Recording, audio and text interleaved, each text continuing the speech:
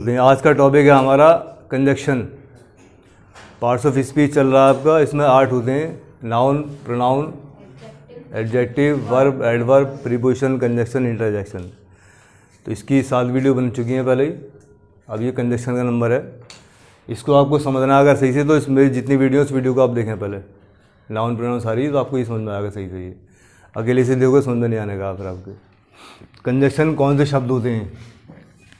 Conjunction का काम क्या है? 2 वर्ड्स को या 2 सेंटेंस को जोड़ता है, उसका नाम है कंजक्शन। चीज़ का शब्द कुछ भी हो सकते हैं, वो आपने पढ़े भी खूब होंगे अच्छे से। जैसे Rahul and Seema are siblings. Rahul और सीमा क्या हैं? सिबलिंग्स का मतलब क्या है? भाई बहन। राहुल सीमा जो दोनों, एक तो ब्रदर सिस्टर बोलते हैं हम, लेकिन दोनों का नाम है यहाँ पे बहन भाई। राहुल और सीमा सिबलिंग्स हैं। ये राहुल और सीमा दोनों को जोड़ रहा है ये वाला शब्द, ये एंड। तो 2 शब्दों को जोड़ रहा है। You, he and I went to Delhi. आप, वह और मैं दिल्ली गए। तो ये इन दोनों शब्दों को जोड़ रहा है। The tortoise move slowly and silently. Move एक वचन है, यहाँ पर ऐसा लगाना पड़ेगा। टॉर्टोइस का मतलब है क्या? कछुआ। मूव का मतलब चलता है, वो स्लोली चलता है और साइलेंटली शांति से चलता रहता है वो। इन 2 शब्दों को जोड़ रहा है यहाँ पर ये। We ate rice and pulse. हमने चावल और दाल खाए। राइस और पल्स को जोड़ रहा है। And the lassi is cold and sweet. लस्सी ठंडी और मीठी है। इन दोनों शब्दों को जोड़ रहा है। We opened book and began to read हो गई। हमने किताब खोली और पढ़ने लगे, ये मतलब बनेगा यहाँ पर। तो हम ये देख रहे हैं यहाँ पर 2 शब्दों को जोड़ रहा है। शब्द क्या है? वो नाउन भी हो सकता है, प्रोनाउन हो सकता है। क्या क्या रहा? देखो ये दोनों क्या चीज़ है? दोनों ये नाउन है, सब लोग जानते हैं। ही और आई क्या चीज़ है? प्रोनाउन है। और ये स्लोली एंड साइलेंटली क्या चीज़ है? वर्ब। तो ये है मूव्स। सब्जेक्ट के बाद वर्ब आ गई फर्स्ट फॉर्म। जो वर्ब की विशेषता बताता है क्या होता है? वो होता है एडवर्ब। यानी वो चलता कैसे है? वो ऐसे चलता है, उसका काम ये है, ऐसा करता है काम, स्लोली और साइलेंटली, धीरे धीरे और शांति से चलता है। तो ये दोनों क्या चीज़ें? एडवर्ब है यहाँ पर। यहाँ पर राइस और पल्स। राइस का मतलब चावल, पल्स का मतलब दाल। ये क्या चीज़ें दोनों? ये खाने की वस्तु है, नाउन है। लस्सी इज कोल्ड एंड स्वीट। लस्सी ठंडी और मीठी। ये क्या चीज़ें? दोनों शब्द ये एडजेक्टिव है। ये दोनों नाउन की विशेषता बता रहे हैं लस्सी की। जिसने पीछे वीडियो देख रखी है सही या समझ सके, वो आराम से समझ सकते हैं शब्द क्या है ये। We open book and began to read. ये क्या चीज़ है? यहाँ पर बुक वस्तु है, बिगेन क्या चीज़ है? ये वर्ब है, सेकंड फॉर्म। तो हम यहाँ देख रहे हैं शब्द में वो, चाहे वो नाउन को जोड़े, प्रोनाउन को जोड़े, एडवर्ब को जोड़े, नाउन को क्या है ये? एडजेक्टिव, या फिर नाउन और वर्ब को जोड़ दे। किसी भी शब्द को जोड़ सकता है ये। तो एंड के अलावा कुछ और शब्द भी हो सकते हैं। मतलब मैं आइडिया बता रहा हूँ कंजक्शन होता क्या है और कितनी चीज़ को जोड़ता है। ये बात क्लियर हो गई। वर्ड्स को जोड़ता है। वर्ड्स का मतलब शब्द है।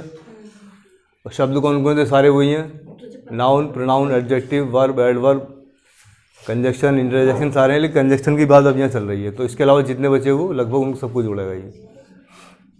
अच्छा जी, सेंटेंस की बात आती है अभी। ये देखिए, सेंटेंस जब जोड़ते हैं तो सेंटेंस की एक नई बात आपके सामने और आ रही है आज। फ्रेज और क्लॉज आपने पढ़ा होगा। तो फ्रेज और क्लॉज का कैसे पता लगेगा? चलिए देखते हैं शुरू में क्या है पर। ये ही केम इन द इवनिंग। वह शाम को आया। आई like swimming in the river. I like swimming in the river. अगर मैं यहाँ से ये वाली चीज़ हटा दूँ, यहाँ से ये, वह आया, बात पूरी हो गई। सुबह को आया, शाम को आया, रात को आया, दिन को आया, बदल सकता हूँ कुछ भी। ये शब्द सारे के सारे ये फ्रेज हैं सभी। ये वाक्य का अंश। वाक्यांश से क्या पता लग रहा है? इस वाक्य का पूरे का एक अंश है। ये बदल सकता है। तो ये चीज़ नहीं बदलेगी इसके बदलने पे। ये सही में रहेगा। आया शाम को, सुबह को, रात को, वो बदलता रहेगा। आई लाइक स्विमिंग। मुझे तैरना पसंद है। इन द रिवर, नदी में। मुझे तैरना पसंद है, बात हमारी यहाँ पे पूरी हो गई। मुझे तैरना पसंद है, बात पूरी हो गई। अब आगे मैं कुछ भी जोड़ सकता हूँ शब्द अलग से, कुछ भी। इन द रिवर कह दूँ, इन द सी कह दूँ, इन द पॉन्ड कह दूँ, इन द स्विमिंग पूल कह दूँ, बदल सकता हूँ अलग अलग, तो कुछ भी लगा सकता हूँ यहाँ पर ये। इसके अलावा आगे कुछ और भी जोड़ सकता हूँ। आई like swimming in the river in the evening, मुझे तैरना पसंद है रिवर में शाम को, एक शब्द जोड़ दिया। तो जो चीज़ दिमाग में जो हम जोड़ते रहते हैं आगे करके, इंग्लिश ऐसे बनती है। कुछ और जोड़ सकते हैं इसके अलावा, अपने दोस्तों के साथ और जोड़ सकता हूँ मैं, विद माई फ्रेंड्स, ये भी जोड़ सकता हूँ इसके अंदर में ये।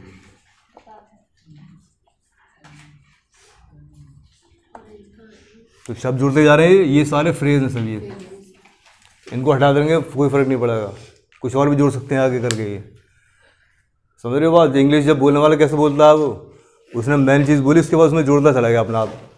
आई like swimming in the river in the evening with my friends, कुछ भी जोड़ता रहेगा आगे चल के। तो ये शब्द जितने सारे वाक्यांश आ रहे हैं सभी ये, इनके क्रम भी बदल सकते हैं हम चाहें तो। जैसे I like swimming with my friends ला सकता हूँ पहले मैं, तो कोई फ़र्क नहीं पड़ेगा सेंटेंस पे। मैं तैरना पसंद है अपने दोस्तों के साथ शाम को रिवर में, अदला बदली कर सकते हैं इनका हम कहीं भी, समझ रहे हो बात। तो सेंटेंस हमारा भी बन जाएगा, इसको अदला बदली करना है। इसको पहले ले आए हम, मान लो यहाँ पर आई like swimming in the evening, मुझे तैरना पसंद है शाम को नदी में अपने दोस्तों के साथ। तो इनका मैं क्रम बदल सकता हूँ, इसका क्रम बदलूंगा तो गड़बड़ हो जाएगी यहाँ पर, यहाँ सेंटेंस बिगड़ जाएगा। लाइक पहले कर दिया, लाइक आई स्विमिंग, सेंटेंस बनेगा ही नहीं। सेंटेंस के लिए मैं सब्जेक्ट और वर्ब चाहिए, तभी सेंटेंस बनेगा। तो ये जितने वाक्यांश आ रहे हैं सब ये फ्रेज कहलाते हैं, इनको हम आगे कितने ही जोड़ते जाओ एक में एक। देखते हैं फिर आगे। द बर्ड वॉज सिटिंग, चिड़िया बैठी थी, ये पक्षी बैठा था कहाँ पर, ऑन द ट्री, ये शब्द का टुकड़ा आ गया, पेड़ पर बैठा था रात में मेरे घर के पीछे। एक एक शब्द में जोड़ता जा रहा हूँ, हटा भी दूंगा तो कोई फ़र्क नहीं पड़ेगा यहाँ से। ये सेंटेंस मेरा पूरा बन रहा है, ये अलग से मैंने जोड़ दिया। इसकी जगह कुछ और बदल सकता हूँ मैं, ऑन द वॉल कह सकता हूँ, दीवार पर बैठा था, छत पर बैठा था, चरपाई पर बैठा था, एंटीना पर बैठा था, डिश के ऊपर बैठा था, बदल सकता हूँ कुछ ना कुछ। ये शब्द के टुकड़े जो आ रहे हैं ये हम इसको क्रम बदल के भी लगा सकते हैं, तब भी सेंटेंस हमारा पूरा रहेगा। The bird was sitting at night, रात में बैठी थी, बिहाइंड माई हाउस, मेरे घर के पीछे, ऑन द ट्री, पेड़ पर, तब भी सेंटेंस बन जाएगा। तो इंग्लिश बना दे में इनको सेट कर सकते हैं कहीं भी। अच्छा जी। The sun rises in the east, सूरज कहाँ निकलता है, राइज का मतलब उगता है, कहाँ पर उगता है, पूरब में उगता है, बच्चे भी जानते हैं। पश्चिम में छुपता है, सूरज निकलता है पूरब में और छुपता है पश्चिम में। तो ये भी एक यहाँ पर ये वाक्य का अंश है ये। अगर मैं इनको छोड़ दूंगा सबको तो भी वाक्य हमारा बन जाएगा। चलिए यहाँ कंजक्शन आगे वैसे ही है। ही केम इन द इवनिंग, वह शाम को आया, बट डिड नॉट स्टे, लेकिन ठहरा नहीं। जैसे दिल्ली से कोई मेहमान आया, मुंबई से दूर से, शाम को आया लेकिन वो रात को ही चला गया कि जी मुझे जाना अर्जेंट काम है, बट डिड नॉट स्टे। तो ये जो सेंटेंस इन दोनों को जोड़ने वाला है यहाँ पर ये, इसमें तो कंजक्शन नहीं था कोई भी, कुछ नहीं जुड़ रहा, लेकिन यह कंजक्शन आ गया अभी एंड। एक बात पूरी हो गई, फिर कंजक्शन के बाद में एक शब्द यहाँ पर आ गई। कुछ शब्द आ रहे हैं अलग से वाक्य का अंश, यहाँ पर भी कंजक्शन के बाद आ रहे हैं। वह शाम को आया लेकिन रुका नहीं, स्टे नहीं किया उसने। ये दो बात को जोड़ रहा है, दो वाक्यों को जोड़ रहा है पर ये। We open the book and began to read, ये तो सेंटेंस हो जाएगा इसमें। हमने किताब खोली और पढ़ने लगे, एक सेंटेंस यहाँ पर आ गया, दूसरा सेंटेंस ये आ रहा है। क्लॉज का क्या चक्कर है, क्लॉज में और फ्रेज में क्या फ़र्क कैसे पता लगेगा। ये तो शब्द के टुकड़े समझ गए आप, शब्द के टुकड़े फ्रेज भी हो सकते हैं और क्लॉज भी हो सकते हैं। जैसे एक सेंटेंस होता है, ये पूरा एक सेंटेंस है ये, अगर यहाँ पर सिंगल है तो ये सेंटेंस ही कहलाएगा, और ये चीज़ अगर दो सेंटेंस एक साथ जुड़ गए तो इसको ही क्लॉज कहा जाएगा। सेंटेंस का नाम ही क्लॉज है कुल मिला के, लेकिन क्लॉज कब कहलाएगा, वो जब दो सेंटेंस को हम जोड़ेंगे तो दोनों क्लॉज बन जाएंगे, फिर वो रहेंगे सेंटेंस ही दोनों, वो उनका नाम क्लॉज बन जाएगा। यानी कि सेंटेंस को ही क्लॉज कहते हैं। आई थिंक, मैं सोचता हूँ, ये सेंटेंस पूरा हो गया, प्रेजेंट डेफिनेट का, सब्जेक्ट वर्ब आ गई। दैट ही इज़ ऑनेस्ट, मैं सोचता हूँ कि वह ईमानदार है। तो दो सेंटेंस आ रहे हैं, आई थिंक सेंटेंस ये रहा और एक सेंटेंस पूरा ये रहा। ये सेंटेंस पूरा है लेकिन यहाँ पर एक क्लॉज कहलाएंगे दोनों ही, एक क्लॉज ही रहा और एक क्लॉज ही रहा। इन दोनों सेंटेंस को जोड़ा, ये बन गया हमारा कंजक्शन। दो सेंटेंस को जोड़ रहा है, तो दो शब्दों को जोड़ रहा है। अब यहाँ ये दो सेंटेंस को जोड़ रहा है। आगे लिखते हैं ही इज़ स्लो, वह बहुत सुस्त है। स्लो का सेंस यहाँ पर सुस्त, वह बहुत सुस्त है। ही इज़ श्योर, लेकिन वो अपनी जगह पक्का है बिल्कुल, उसे आदत है जीतने की या कुछ पढ़ने की या फर्स्ट आने की। He is slow but he is sure. दोनों सेंटेंस अलग अलग पूरे साफ समझ में आ रहे हैं हमें। तो ये सेंटेंस हैं दोनों ये, लेकिन यहाँ पर इस सेंटेंस में इसको हम क्लॉज कह सकते हैं। एक क्लॉज ये रहा और एक क्लॉज ये रहा। समझ में आ रही बात ये? अब ये क्लॉज में क्या फ़र्क है बताता हूँ मैं आपको। ये इसमें कोई सब्जेक्ट वर्ब है इस शब्द में, कहीं पे कोई सब्जेक्ट वर्ब है किसी में, यहाँ पे फ्रेज में इसमें सब्जेक्ट वर्ब है, सब्जेक्ट वर्ब है इनमें। तो सब्जेक्ट वर्ब होना ज़रूरी है क्लॉज के अंदर, तभी वो कहलाएगा क्लॉज। जिसमें सब्जेक्ट वर्ब नहीं आई वो नहीं कहलाएगा। जिसके अंदर देखो डिड नॉट स्टे, सब्जेक्ट तो नहीं आ रहा इसके अंदर यहाँ पे, तो ये क्लॉज नहीं हुआ, ये फ्रेज कहलाएगा। ये वाला हिस्सा, ये वाला, इस सेंटेंस को हमने इस फ्रेज में जोड़ा है। तो फ्रेज में क्या है, सब्जेक्ट वर्ब दोनों चीज़ें नहीं होंगी। वर्ब हो सकती है, सब्जेक्ट वर्ब एक साथ जुड़ा नहीं बनेगा। जैसे यहाँ पर ही स्लो पूरा सेंटेंस है, सब्जेक्ट भी है वर्ब भी है, सब्जेक्ट वर्ब है, तो सब्जेक्ट वर्ब होगा तो वो क्लॉज कहलाएगा, फ्रेज में नहीं होता है। आई वॉज एंग्री, मैं गुस्सा था, ये पूरा सेंटेंस बन गया हमारा ये। स्टिल आई केप्ट क्वाइट, फिर भी मैं चुप रहा। स्टिल का मतलब फिर भी यहाँ पर सेंस बनेगा। ये दोनों सेंटेंस को जोड़ा, ये यहाँ पर कहलाएगा ये कंजक्शन। ठीक है, तो यहाँ पर एक किसको जोड़ा, ये सेंटेंसों को जोड़ा, दो सेंटेंस को जोड़ा आपस में ये। तो यहाँ पर ये इसको हम क्लॉज कहेंगे, ये क्लॉज है और ये भी क्लॉज है।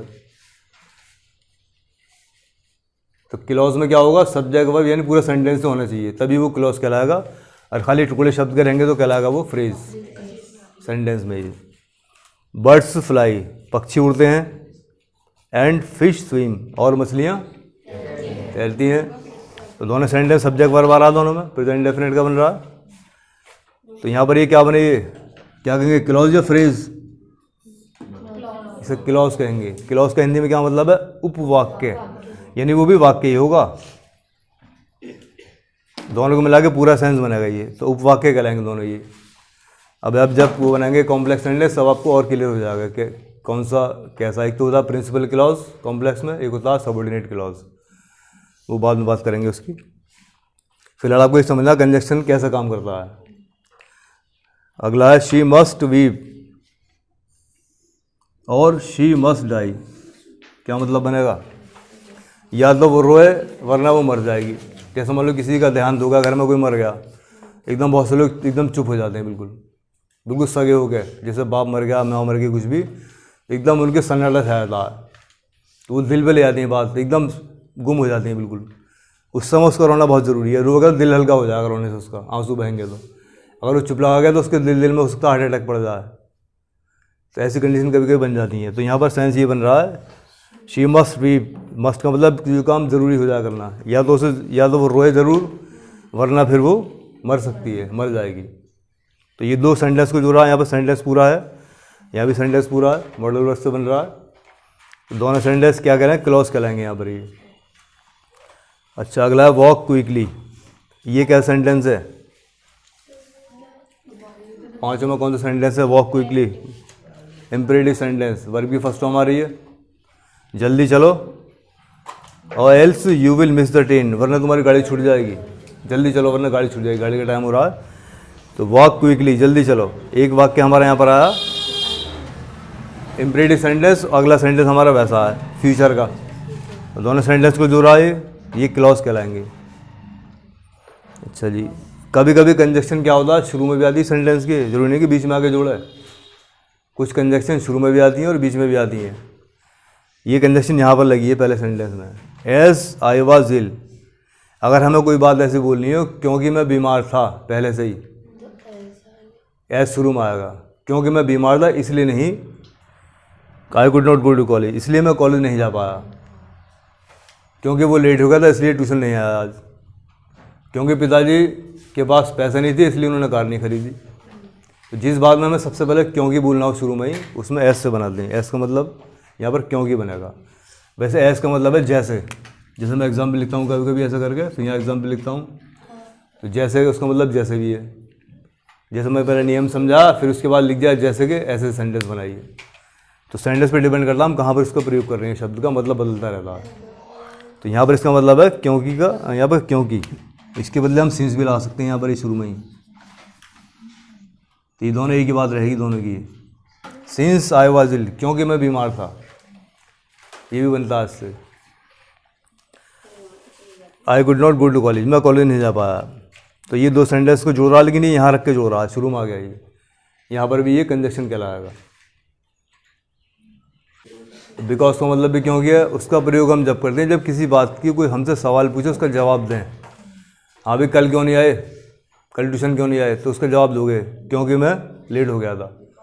कल मैं ट्यूशन नहीं आया क्योंकि मैं लेट हो गया था, या उठ नहीं पाया था सोकर। जब किसी चीज़ की वजह बतानी हो तब जवाब में बिकॉज का प्रयोग कर दिए हम यहाँ पर शुरू से ये बात करें क्योंकि मैं बीमार था, बिना सवाल पूछे बता रहा हूँ मैं, क्योंकि मैं बीमार था इसलिए नहीं आ पाया कल। लेकिन आपको कोई सवाल पूछे तो बदले जब आप क्योंकि बोलना हो तब आप बिकॉज का प्रयोग करेंगे। बिकॉज होता है बीच में वाक्य के। I could not come to college because I was ill, मैं नहीं आ सका क्योंकि मैं बीमार था, उसका प्रयोग वहाँ करते हैं। अगला है ऑल दो, ये भी एक कंजक्शन है। ऑल दो she is rich she is not happy, इसका मतलब है हालांकि, जिसे कहते हैं यद्यपि बोलते हैं हिंदी में, शुद्ध हिंदी में। हालांकि वह मालदार है, शी इज़ नॉट हैप्पी, लेकिन खुश नहीं है। तो दो सेंटेंस को यहाँ पर ये जो रहा है, तो ये दोनों क्लॉज हो गए। अब एक होता प्रिंसिपल क्लॉज और एक होता सबऑर्डिनेट क्लॉज। प्रिंसिपल होता जो मेन सेंटेंस होता हमारा, जिसको अलग से बोल सकते हैं हम, और सबऑर्डिनेट वो होता जो कि दूसरा बिना पहले के मतलब नहीं बनेगा पूरा।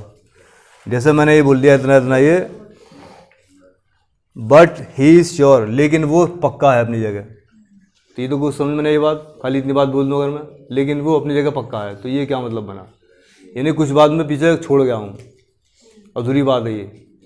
तो प्रिंसिपल क्लॉज हमारा प्रिंसिपल वाक्य ये है क्लॉज, वह स्लो है लेकिन श्योर है। अब बात पूरी हो गई। अगर मैं आगे का वाक्य कंजक्शन वाला सेंटेंस बोल दूँ अकेला ये वाला इतना इतना ये, तो इसका मतलब समझ में नहीं आएगा, अधूरी बात लगेगी सुनने में। तो ये से मान लो इसकी हिंदी क्या बनेगी, फिर भी मैं चुप रहा। अगर मैं कह दूँ यहाँ पर फिर भी मैं चुप रहा, कितनी बात कह के चुप हो जाऊँ, तो आप सोचोगे बात पता नहीं क्या आती है, अधूरी बात लग रही है तो सुनने में। फिर भी मैं चुप रहा तो कुछ ना कुछ तो बात रही होगी, तो वो बात सामने नहीं आई। तो ये बात जो है ये वाली ये, उसके अलावा जो दूसरी बात बची है जिससे सेंटेंस पूरा मतलब बन जाए, मैं गुस्से था फिर भी चुप रहा, अभी पूरी बात बन गई। तो ये वाला हमारा प्रिंसिपल क्लॉज कहलाएगा, जो वाक्य शुरू में होता है, जिसके बिना वो उसका मतलब पूरा ना बने। ये प्रिंसिपल क्लॉज ये वाला है। सबऑर्डिनेट ये है कि इसके सहायता करके पूरा मतलब बता रहा है, अकेला ये पूरा मतलब नहीं दे पाएगा, जिसमें कंडीशन लगा होता है।